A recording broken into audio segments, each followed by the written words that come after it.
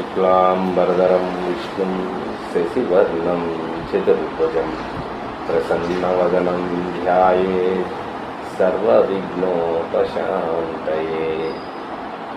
सर्वमङ्गलमाङ्गल्ये शिवे सर्वार्थसाधिके शरण्ये त्र्यम्बके देवी नारायणि नमोस्तुते। శ్రీమాత్రే నమః. ప్రస్తుతం మనకు ద్వాదశ రాశుల్లో నవగ్రహాల్లో పెద్ద గ్రహమైనటువంటి గురుగ్రహం కానీ అలానే శనిగ్రహం, ఈ రెండు గ్రహాలు గోచార సంచార అన్న నిర్ణయాలలో ప్రముఖ పాత్రను వహిస్తాయి. కాబట్టి అందులో ప్రస్తుతం రేపు జూలై 27వ తారీఖు నుంచి గోచారంలో అంటే మీనరాశిలో రేవతి నక్షత్రంలో శని భగవానుడు వక్రగమనంలోకి జరుగుతోంది. ఇది డిసెంబర్ 11వ తారీఖు వరకు ఈ యొక్క వక్రగమన స్థితి అనేది ఉంటుంది. ఈ సంవత్సరం డిసెంబర్ 11వ తారీఖు వరకు. కాబట్టి ఈ శని వక్రగమనం అనేటువంటిది ద్వాదశ రాశుల్లో ఏ విధమైనటువంటి ఫలితాన్ని సూచిస్తుంది, శుభ అశుభ ఫలితాన్ని ఇస్తుంది అనేది మనం ముందుగా తెలుసుకుందాం.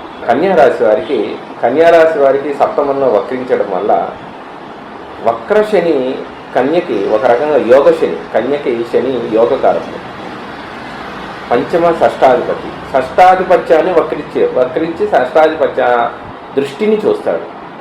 బుధుడు యొక్క నక్షత్రంలో ఉండటం వల్ల, బుధుడు దశమాధిపత్యంలో ఉండటం వల్ల ఉద్యోగంలో మార్పులు ఉంటాయి. అనుకోకుండా ఉద్యోగ ప్రయత్నాల్లో మార్పులు వస్తాయి. భార్యాభర్తల యొక్క ఆలోచన విధానాల్లో బాగుంటుంది. ఆలోచనలో మార్పులు, కొత్త మార్పులు ఏర్పడతాయి. వివాహం కాని వారికి వివాహ యోగం పడుతుంది. అలానే సంతాన విషయంలో కూడా సంతాన యోగం పట్టే అవకాశం ఉంది.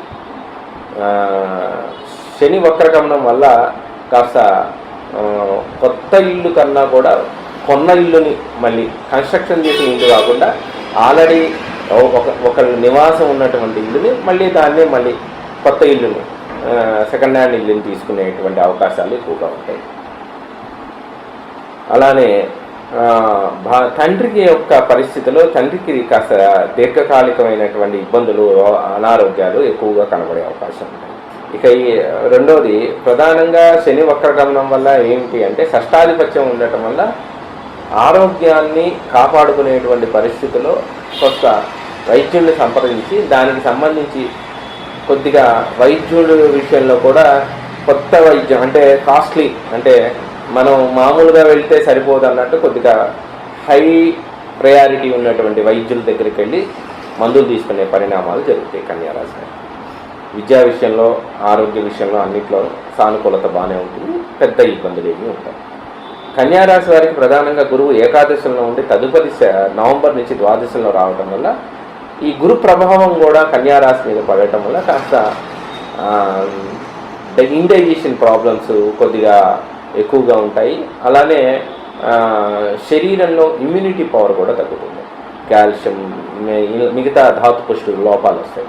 దానివల్ల వచ్చే అనారోగ్యాలు, మళ్ళీ మందులు వాడటం, ఇలాంటివి వస్తాయి. ఏది ఏమైనా శని వక్రగమనం వల్ల కన్యారాశి వారికి కొత్త ఆరోగ్య సమస్యలకు సంబంధించిన ఇబ్బందులు కానీ తప్ప మిగతా విషయాల్లో అన్నింటిలోనూ అనుకూలతే ఉన్నదని చెప్పవచ్చు.